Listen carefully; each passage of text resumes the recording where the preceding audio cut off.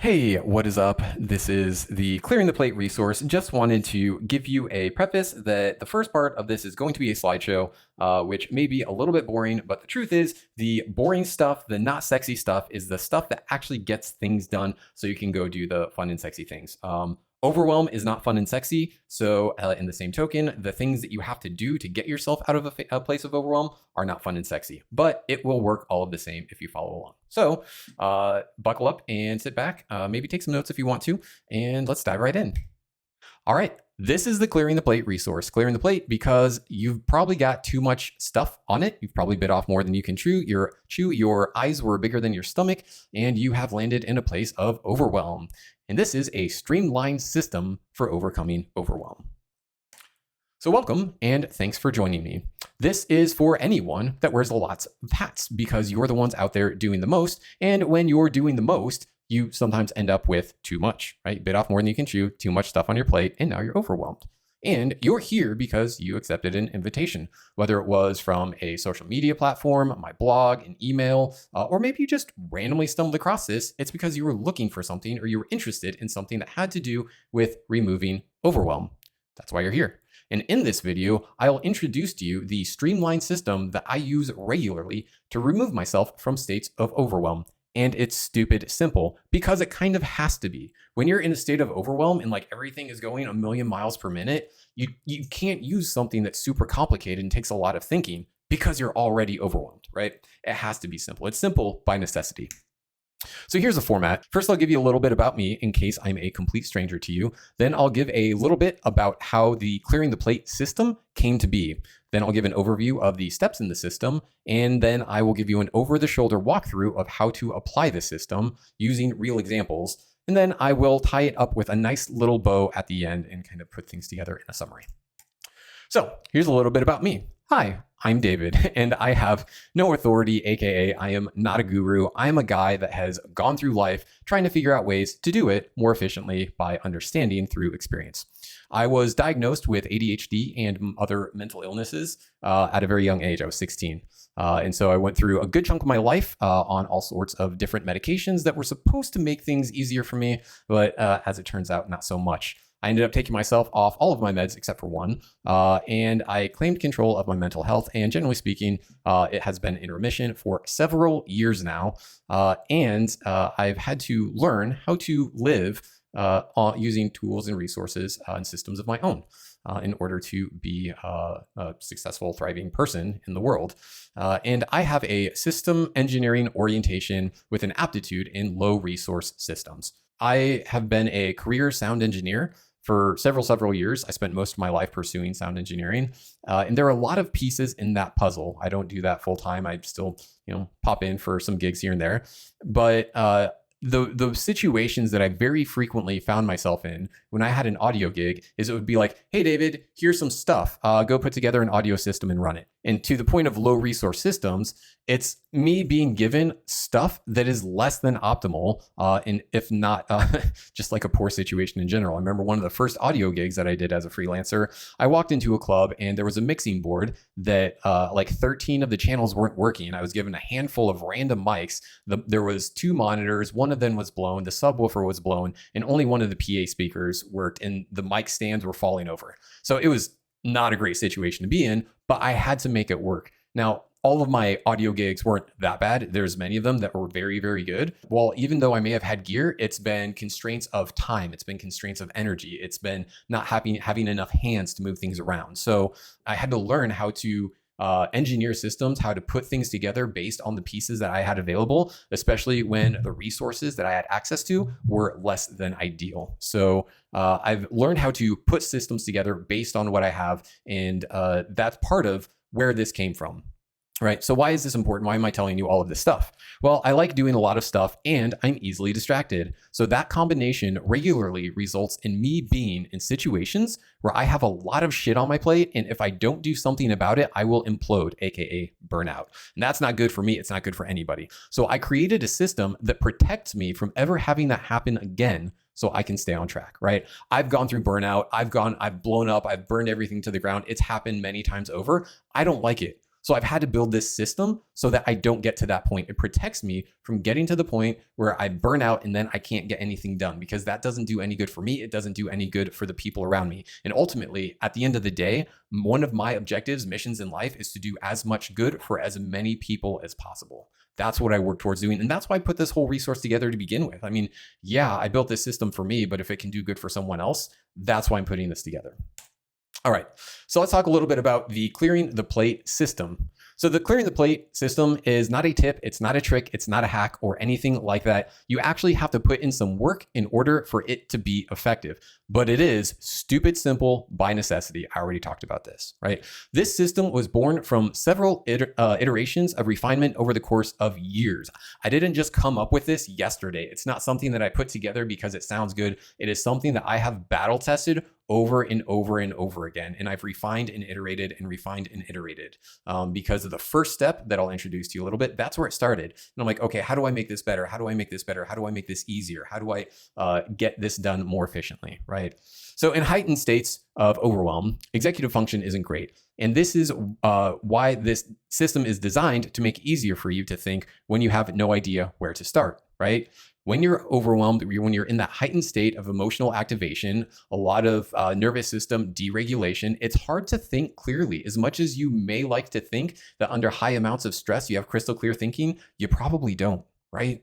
It gets a little hard to think about stuff. And so this is made to reduce the cognitive load that it takes to work through some of the things that you have to accomplish, some of the things that you have to finish so that you can de-stress, like de-overwhelm, like clear your plate and make things a little bit easier for yourself, right? Application of this isn't limited to times of overwhelm though, and it can be used as a general productivity tool. This is a way of looking at the bigger picture of the things that you have to do and finding a way to systematically work through them in the most efficient way possible and reducing the overall load of the things that you have. It works incredibly well in overwhelm, but you can also apply it to general productivity situations. I can't tell you why this works. I can only tell you that it does. Like I said, battle tested. I've used it over and over and over again. I have several sheets of paper. I don't know if I have one on me that I've used this for. And you'll understand why sheets of paper in a bit. I can't tell you why it works. I don't have any like scientific research. I don't have anything. It's just, I can just tell you that it works. So let's talk a little bit more about it. So here's the SparkNotes version. There are 4 stages in the clearing the plate system to overcoming overwhelm. So the first stage, or step, if you want to call it that, is the brain dump. And there's a specific way of doing it. And essentially, the brain dump is to identify the obligations that you have on your plate. One of the things that I will say is that oftentimes we don't have as much stuff on our plate as we think we do when we are overwhelmed. There's a lot of times that I have gone to do the brain dump thinking I have a million things that I have to get done. I start dumping it all down and it's like 5 or 6 things or 10 things. It's nowhere near as much as I thought. The second stage in this is the assessment of the tasks and objectives, or the obligations, the things that you have to do. And so when we assess the tasks and objectives, we apply a 3-tiered ranking system for effort and urgency. And I'll explain that in more detail. And the ranking system is used to aid in prioritization, which is the next phase, phase 3. And this is exactly what it sounds like. It's determining the order in which you clear stuff from your plate. Do you eat the mashed potatoes first, or do you shovel down the broccoli? I don't know. This is what helps in figuring that out. And then finally, we have deconstruction and execution, which is the process of beginning to remove stuff from your plate, or start removing stuff from your plate, right? We actually have to start taking action and doing things to execute the plan and clear stuff from the plate, right? So that's the SparkNotes version. Let's dive in a little bit deeper. But before we do, a quick note on obligation and overwhelm. I want to start by defining obligation, not the Webster's dictionary version, but the way that I like to think of it, or at least within the context of removing overwhelm and actually executing or removing things that we have to do. Obligation within the frame that I look at it is something that you are required to do, whether you like it or not. It must be done. There is no option to not do it, or at least not without serious consequence, right? That's my non-dictionary definition. If you don't do something with an obligation, if you don't do it, there's some sort of consequence with some very degree of severity, right? So you have to get the things done. It's an obligation. You got to do it, whether you like it or not, okay? Now, in my experience, Overwhelm is generated by having more obligations, real or imagined, than we have the bandwidth to fulfill.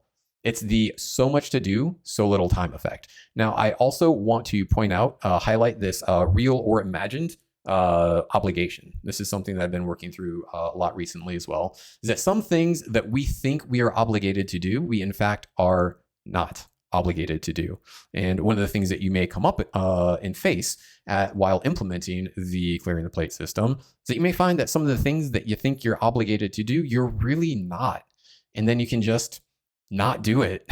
And it makes clearing the plate a lot easier, right? So learn to identify the obligations that are actually real obligations, which one are imagined or not true obligations, and just focus on the obligations that you really have to do. And then you can, tackle the non-obligations at another point in time.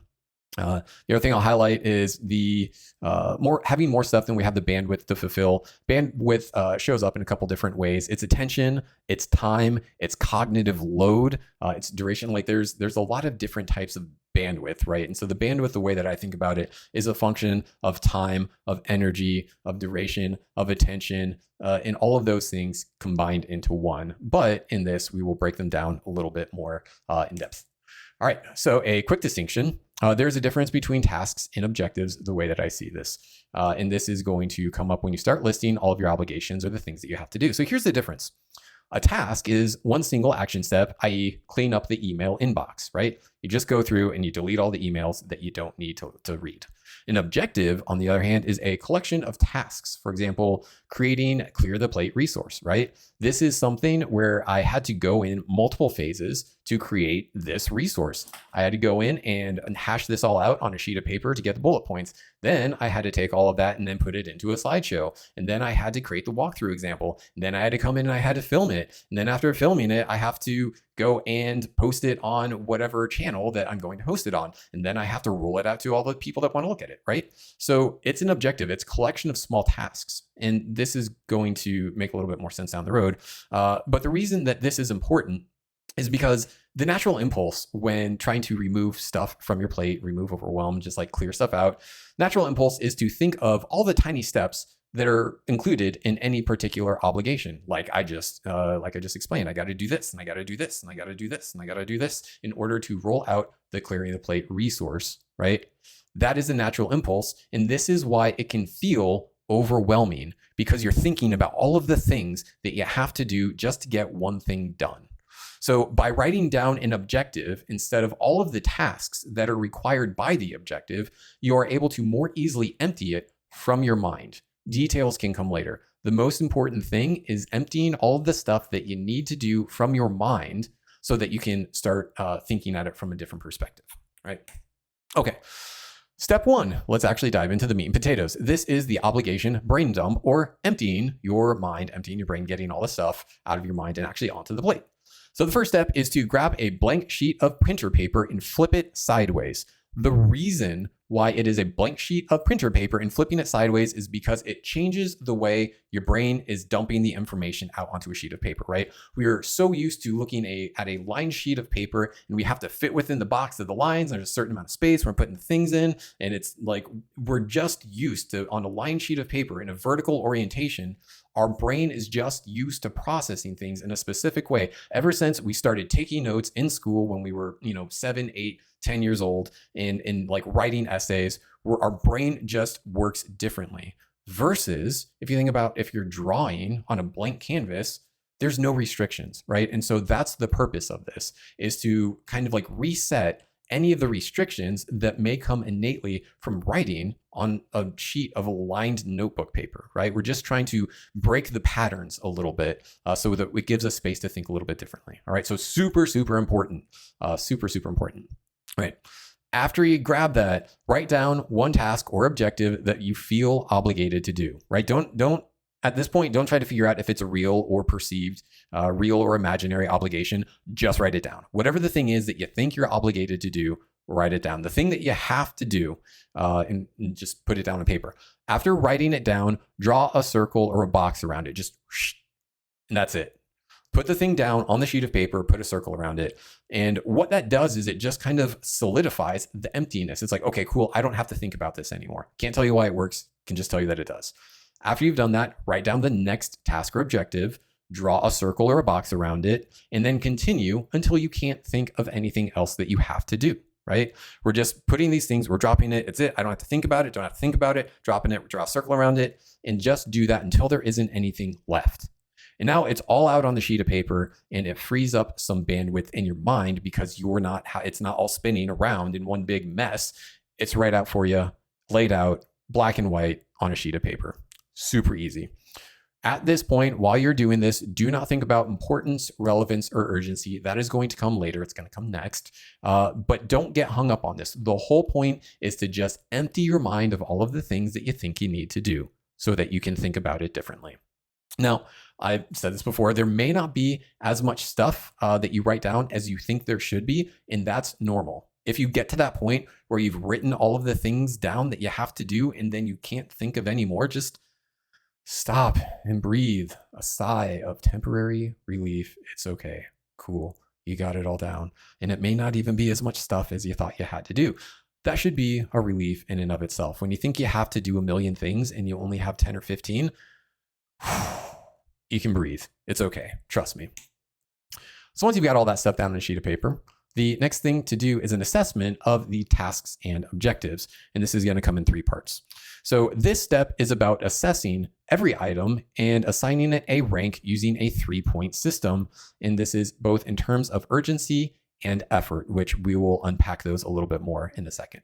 So you'll start with one task and assess it individually for its estimated urgency. So the highest urgency gets 3 points and the lowest urgency gets 1 point, right? That's how I have this set up. The asterisk I'll put next to this real quick is that if it works better for you to use a 4-point system or a 5-point system or a 7-point system, then you can certainly do that. The reason I use a 3-point system is because it's intended to remove the amount of thinking that you have to do about where you place it in the scale. The more points you have in the system, the more you have to think about where you categorize it. Like if you have a 7-point system, it's like, I don't know, is it a 3 or a 4? Or is it a 5? When you have a 3-point system, it's a 1, 2, or a 3. Easy peasy, right? High, medium, or low, and that's it. So you could use a greater point system if you want to. That's the asterisk, but I found that a 3-point system works just fine, right? Okay, I digress.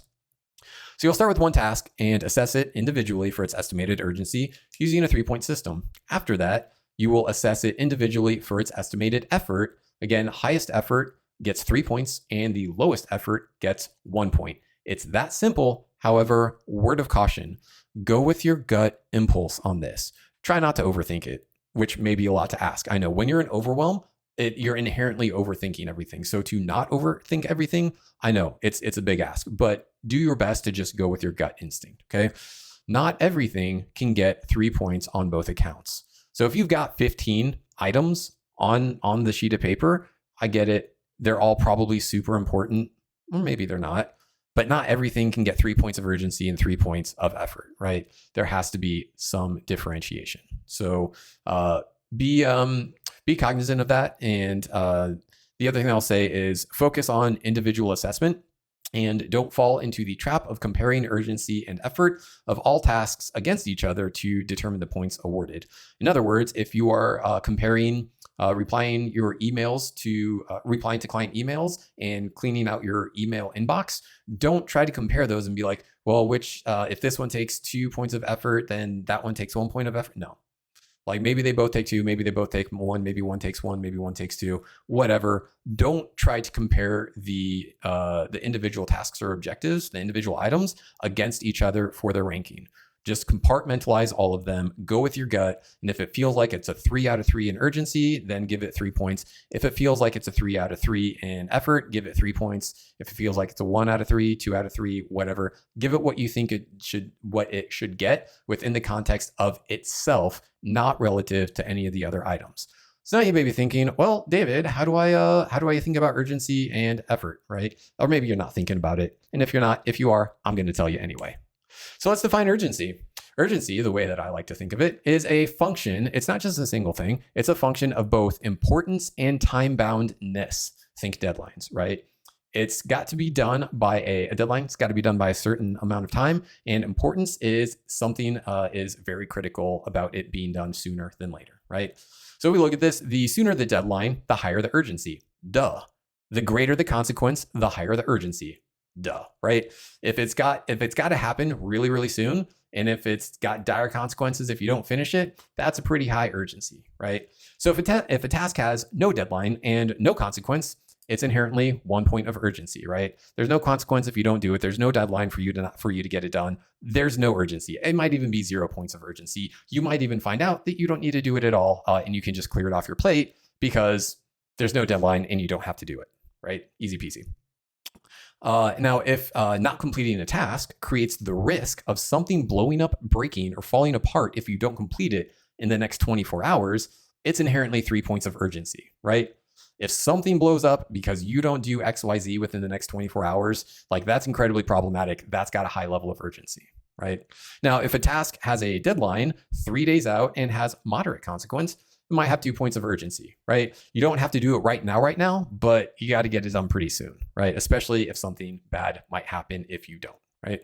Now, you will have to feel into this through your own practice. By implementing this, by ranking things. It took me a while to, figure out how to do this intuitively, but through practice, you will figure out how to do this and how to rank things based on urgency within the context of it being a function of multiple influences, right? Urgency is influenced by importance, which is, how big of a consequence is there?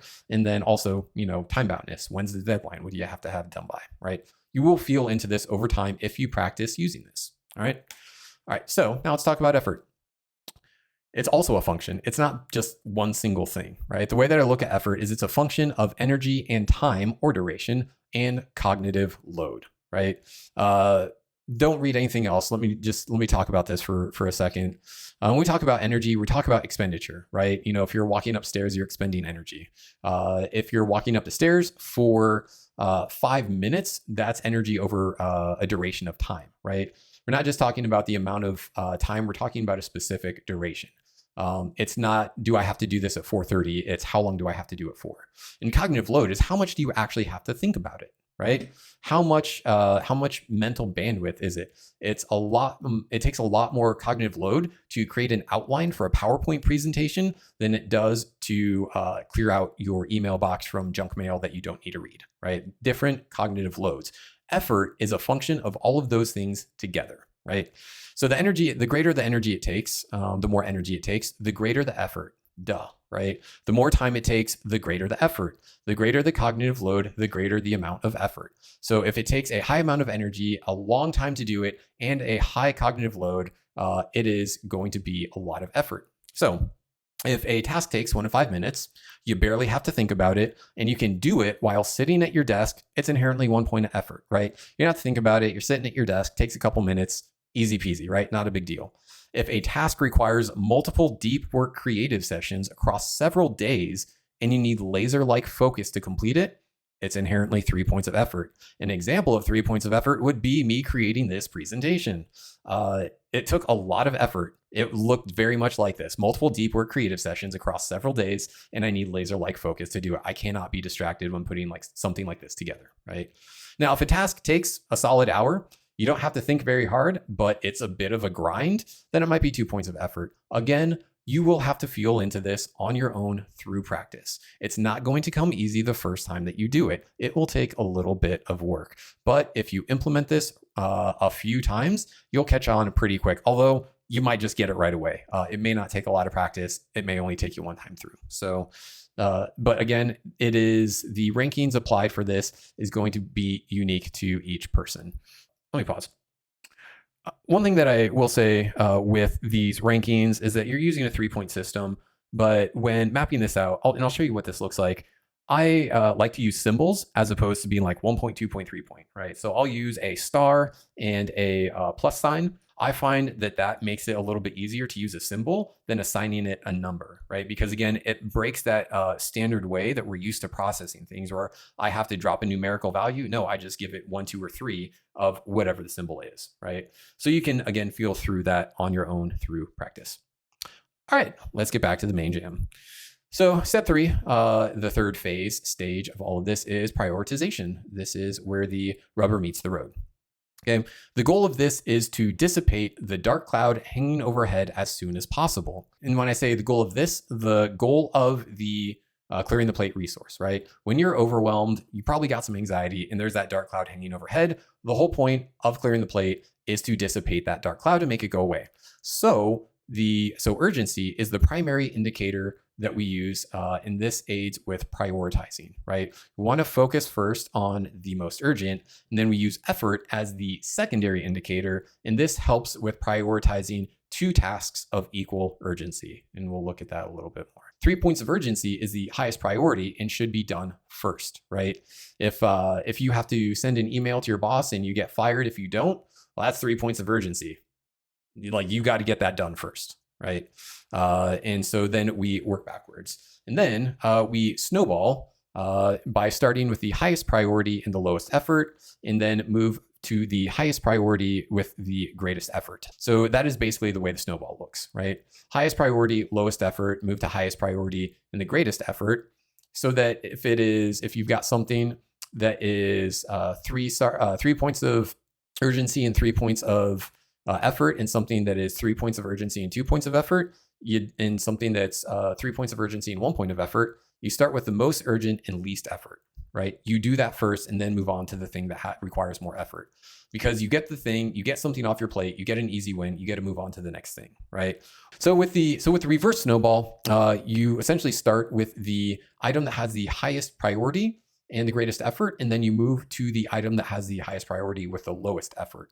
So if the highest priority is a 3-star with a 3-star of effort, and then you move and you get that done, and then you do the thing that is 3 stars of urgency or 3 points of urgency and 1 point of effort, then you knock that out, and then you move to the thing that is 2 points of urgency and 3 points of effort, or 2 points of urgency and 2 points of effort, and you just gradually make your way down, right? Urgency is the primary indicator for priority.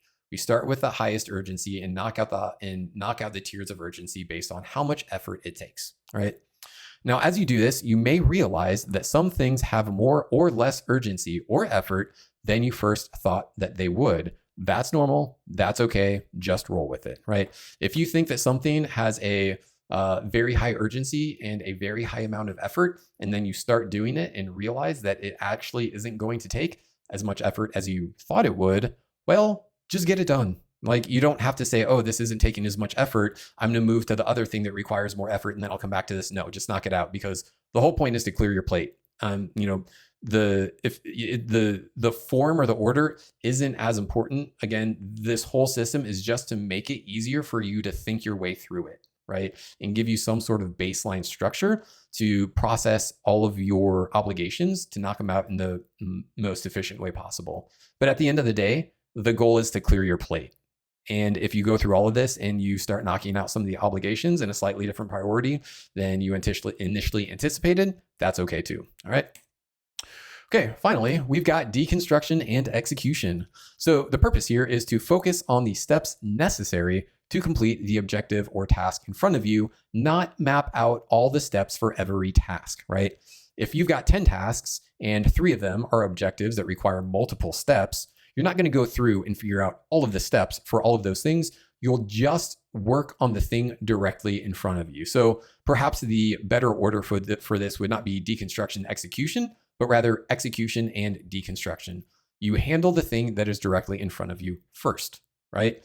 So you take the highest priority, highest effort, and if it requires multiple steps, deconstruct that, figure out what all the steps are, do the thing, knock it out, and move on to the next one. If it only takes 1 step, then knock it out. If it takes multiple steps, map it all out. If you need clarity, get it done, then move on to the next thing, right? Now, low effort tasks usually only require 1 or 2 simple steps. So just go do the work and get it done, right? You don't have to, if you get it done, you don't have to think about it anymore. It's off your plate. It clears up space in your mind. Now, higher effort tasks may require more resources, and it may depend on information from other people. So when you get to the task, deconstruct the steps necessary from the top down. And what I mean by that is you start with the broadest form of what needs to be done and work your way down to the details, right? So for example, this creating the resource video, the broad level steps are, I need to create an outline on paper. I need to build a spreadsheet, or sorry, not spreadsheet. I do a lot of this too. I need to build a PowerPoint. I need to record the video, and then I need to send out the information. right? Those are like, that's the big picture steps. And then I can work my way through the details after that, one piece at a time, right? I don't need to worry about how I'm going to put the slideshow together because if I don't have an outline for what that looks like, then it doesn't matter anyway. So it's like, I've got the outline is the thing that I need to do. What are all of the things that I need to put in the outline?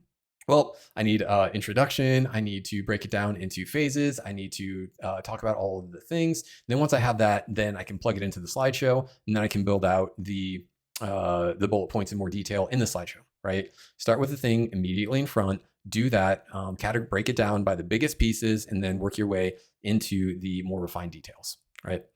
And some of this is highly intuitive. Sometimes you only need to think through the deconstruction, but sometimes it helps to write it all down and get your thoughts in order, right? And this depends on how overwhelmed you are, how many steps there are in the thing. If there's a lot of steps, there's not a lot of steps, right? So you will work your way through this sometime. And like, if it only takes 2 steps, you may not need to write it down, right? Like if you're deleting all of your email, you don't need to write down the steps of open email application, click select items, select the things that I don't want to have in my inbox anymore, click delete. You don't need to write that stuff down, right? You can just do it. But when you have bigger objectives that require a lot more effort and a lot more planning, like this thing I'm doing right now, it probably would help to write it down just to put everything in order and make more sense of things. Okay, awesome. Let's do a walkthrough of what this actually looks like. So I'm going to pull out and screen share from my iPad using examples from my real life. Now, I'm also going to reword some of the things, like it's going to be based off an actual brain dump that I did in categorization, but I'm going to change the language so the activities are a little bit more vague because I am making this public. And while I'm comfortable putting a good chunk of me in the public eye, I don't want to put all of me in the public eye. So let's dig in.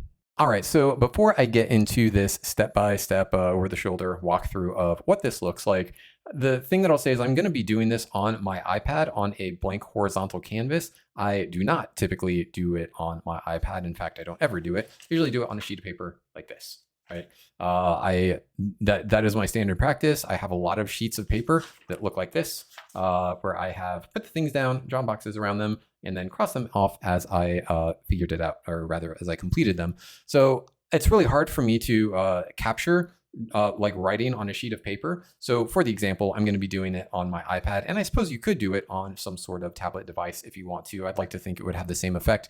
However, I think there's just something special about putting pen to paper.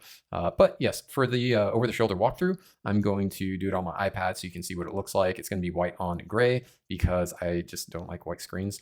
And then also, I will start with writing down 1 or 2 things, and then I'm going to pause and finish writing the rest of the things down because you probably don't want to see me spend 3 minutes writing with really gross squiggly lines on my iPad. So also forgive me for my pretty terrible handwriting, but it is what it is. Let's go ahead and dive in. And I'm going to, like I said, I'll start writing these things down, or writing 1 of them or 2 down, and then I'll get the rest of them down, and then we'll go on to rating. So the first thing that I have, first thing is create new crypto wallet. So we'll just do create crypto wallet. Now this is a little bit more. I'll just do one of these around there. Nice. Whew, feels better already. One of the things, it's loose language about what I actually do. This is crypto client activity. So in my actual plan, there's a very specific activity tied to this. I'm just not going to write out what that is. We've also got ask team member, I think that's 1 word, whatever, about, also dyslexic, a thing. Ask team member about a thing. Again, very specific thing. So this is what I do. I write it down and I draw a little circle around it. So let me finish writing some things down and we'll move on to the next step. All right, and we are back. I have written down the rest of the things, and we'll go over that here in just a little bit. One thing that I'm going to point out is right here, urgency and effort. So like I said, I use symbols as opposed to specific points. It's just as much as I can do to disconnect from the standard way of thinking and prioritizing. the better, because it just opens up my mind to be able to process things a little bit looser and a little bit more fluidly and a little bit more intuitively, right? So for these stars, so 3 stars is highest urgency, 1 star is the lowest urgency, and 1 plus sign is the least effort, and then 3 plus signs is going to be the highest effort. So what I do after I've written all of these things down is I evaluate each one of these piece by piece. So the tasks that I have, we got create crypto wallet, we've got crypto client activity, ask team member about a thing. And again, these are all very specific activities and things. I'm just using very loose language so as to not put my whole life on blast on the internet. Attend to personal relationship matter. Again, very specific thing with loose language. Clean up my email inbox, clean my office, transfer tokens to a new wallet, and then create clear the plate resource, which is what we're doing today, right? So I've got all my things down, and then I put on tunnel vision looking at each one of these. And I'm like, okay, I've got to create a new crypto wallet. Let's rank this. And it's going to be, okay, that's got 2 points of urgency, or 2 stars of urgency, and it's got 2 plus signs of effort. 2 points of urgency, 2 points of effort. That's just what it is, right? And then I look at, okay, I've got a client, I have an activity that I have to do for one of my crypto clients. Okay, well, that's going to be 3 points of urgency, and it's going to be 3 points of effort. Lots of urgency, lots of effort, big ticket item. So I know that right away. Let's see, I have to attend to a personal matter in my, first I have to ask a team member about a thing. So super high urgency, but very low effort. I just have to ask somebody a question. That's it. But it's a very important question to ask, right? Now I got to attend to a personal relationship matter, and that is going to be 1 star of urgency. It's like a thing that I have to do, but it's not super duper important. But what I also know is this thing that I have to do is going to require a lot of effort, right? Low urgency, high effort, right? Just because it takes a lot doesn't mean that it's like a super important urgent thing, right? And again, this is just by my own definitions of what like urgency and importance, rather what urgency and effort are in my own perception of how much effort something is going to take. And with that personal relationship matter, my perception is it's going to take a lot of effort. We continue moving through the list, and I see, okay, I got to clean up my email. Well, that's got a pretty low urgency, but it does have a decent amount of effort because holy cow, it's a lot of emails and I have to click through a lot of things and I have to like decide what stuff I want to do, right? So it takes a little bit of thinking to like actually sort through my email inbox. And then I've got to clean my office, which is, again, lower urgency. My office isn't a mess, but I do need to tidy up a little bit. But it's going to take 2 points of effort because I do have to tidy up a little bit. And then there is transferring tokens to a new wallet, 2 points of urgency, because if I don't transfer those tokens, there's a whole slew of things, right? And then it's also going to be 2 points of effort because of some other steps that are not outlined in this, right? This is an objective, requires multiple steps, and that's why it's effort, but I'm using loose language so as to not put my whole life on blast. Then finally, we have the clear the plate resource, which is what I'm doing right now. And that is 1 star of energy, but in 3 plus signs or 3 points of effort, right? So I've gone through and I've just identified each of these individually, not pitting them against the other. I'm just looking like, well, let's see, I have to clean my office. How urgent is it? That's 1 point. How much effort is it going to take? 2. Okay, right. So we've got the baseline of what everything is going to require, how important everything is. So then this is where you can do the snowball or the reverse snowball, but ultimately you want to start with the highest urgency.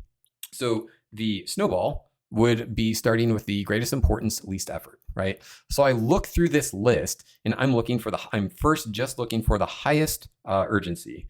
And so I sort through and I look, okay, this is 2.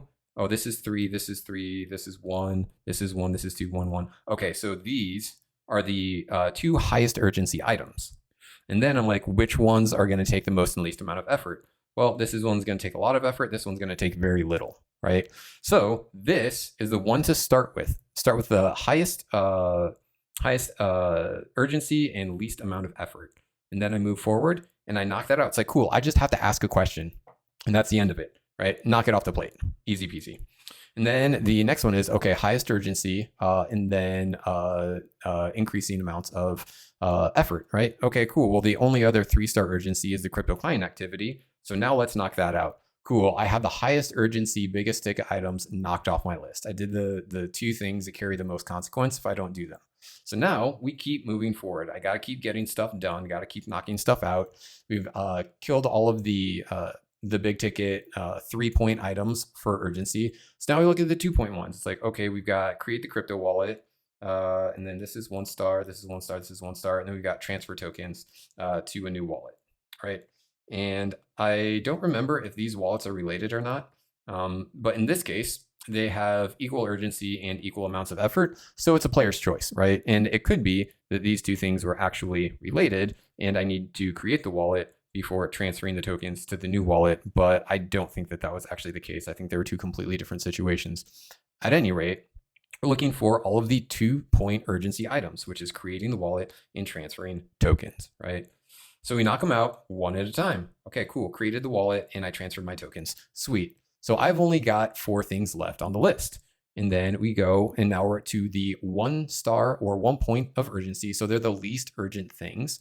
And then work through those. And so again, you can snowball or reverse snowball. I always like to snowball. Let me get the least amount of effort out of the way first, right?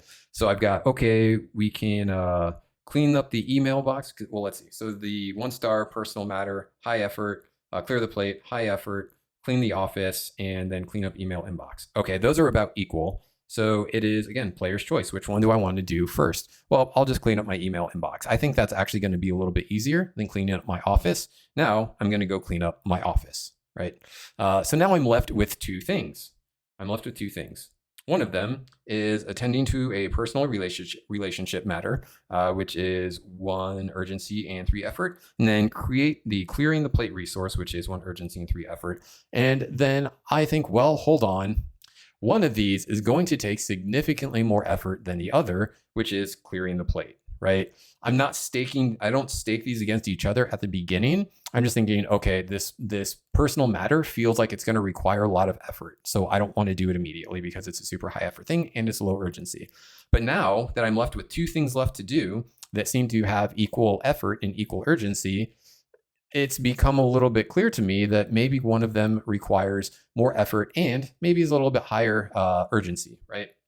I realize working through this that this personal matter is a little bit more urgent than creating this resource because there's greater consequence for me not attending to that personal matter than there is if I don't create the clear the plate resource, right? There's a greater consequence for me not doing this, greater consequence for me not doing that than me not doing this. So this takes priority, knock that out first. And now that I've got just about everything off my plate, I can finish and wrap up the clear the plate resource. Now, I'm not completely done with the clear the plate resource because I am in the middle of creating it right now. But this is how it plays out, right? It's an easy way to just sort through all of the things. Okay, these are all the things that I have to do. This is how urgent they are. This is how much effort it's going to take. Start with the most urgent, work to the least urgent, starting with the most effort and the least amount of effort.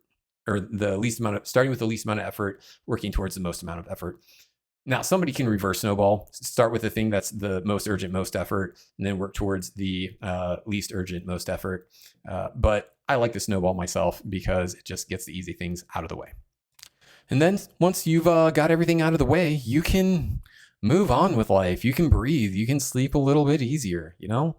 And maybe some of the stuff that you put down on your sheet of paper or your tablet may not be this simple. It may not be as simple as cleaning your office. It may be something to the effect of finish marketing campaign. I don't know. I'm not sure who's watching it. Or it could be finish buying a house, right? Maybe you made an offer on a house and then you actually have to go through the process of moving into it. That seems like something that is going to have a significant amount of effort, right? And then once you get that done, you can breathe a little bit easier. All right, so I hope this was a good use of your time and you were able to take some things away from this that you will be able to apply to your situation, whether you're in a state of overwhelm or maybe not, and you're just looking for a clear way of prioritizing the things that you have to do in life.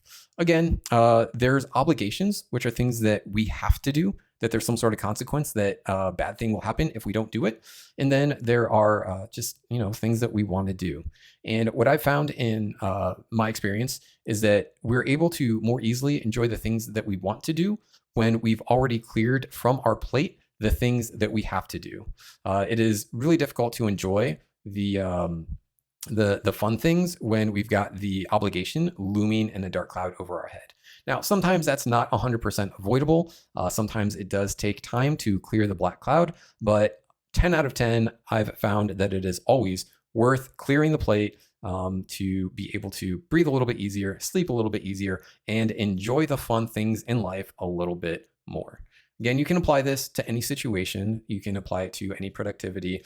And if you have some difficulty with a larger obligation, larger task, something that requires quite a few steps and will take quite an extended amount of time, I do have another resource that I've put together called the Trip C.